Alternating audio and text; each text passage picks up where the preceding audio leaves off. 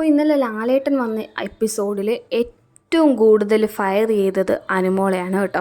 നമ്മുടെ ആര്യൻ്റെയും ജിസേലിൻ്റെയും ഇഷ്യൂവിൽ അത്രയും മോശമായിട്ട് തന്നെ ലാലേട്ടൻ പറഞ്ഞു, അനുമോൾ ചെയ്തതൊരു നാണം കെട്ട പരിപാടിയാണ്, നിങ്ങൾക്ക് നാണമില്ലേ ഇതൊക്കെ ചെയ്യാനായിട്ടെന്നുള്ള രീതിയിൽ എല്ലാവരുടെയും മുമ്പിൽ വെച്ച് നല്ല രീതിക്ക് തന്നെ ലാലേട്ടൻ ഫയർ ചെയ്തു കേട്ടോ.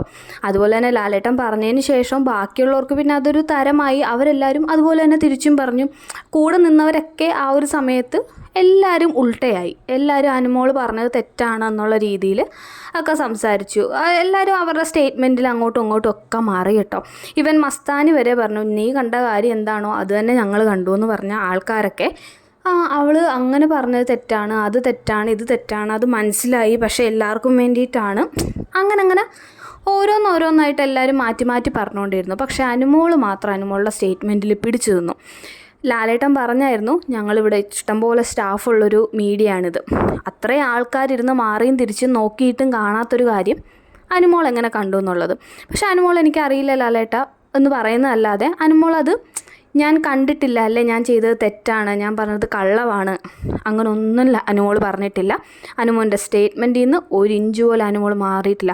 അപ്പോൾ ഇതിൽ നിന്ന് നമുക്ക് മനസ്സിലാക്കാൻ പറ്റുന്ന കാര്യം എന്ന് വെച്ചാൽ അനുമോൾ ഒരു സ്ട്രോങ് ആയിട്ടുള്ള ഒരാൾ തന്നെയാണ്. അത്രയും സ്ട്രോങ് ആയിട്ടുള്ള ഒരാൾക്ക് മാത്രമേ ഇത്രയൊക്കെ ഒരാൾ ഫയർ ചെയ്താലും അല്ലെ ഇത്രയും ആൾക്കാർ എതിർത്ത് നിന്നാലും അത് പിടിച്ചു നിൽക്കാൻ പറ്റുള്ളൂ. അനുമോൾ സാധാരണ നമ്മൾ കാണുന്നതെന്ന് വെച്ചാൽ എന്തുണ്ടെങ്കിലും ഓടിപ്പോയി കരയുന്ന ഒരാളായിരുന്നു ഹൗസിൽ. പക്ഷേ ഇങ്ങനൊരു കാര്യം ലാലേട്ടനെ പോലുള്ള ഒരാൾ ഇത്രയും ദേഷ്യപ്പെട്ടിട്ടും അനുമോൾ പിടിച്ചു നിന്നു എന്ന് പറഞ്ഞാൽ അത് അനുമോൾ അത്രയും സ്ട്രോങ് ആണെന്ന് കാണിക്കുന്ന ഒരു സംഭവം കൂടിയാണത്. അപ്പോൾ നമുക്ക് അനുമോളെ വെറുതെ ഒരു എപ്പോഴും കരയുന്ന ഒരാൾ ആ ഒരു ലേബൽ മാറ്റി ഇനി അനുമോളെ ചിന്തിക്കേണ്ടിയിരിക്കുന്നു. അനുമോൾ അത്രയും സ്ട്രോങ് ആണ്.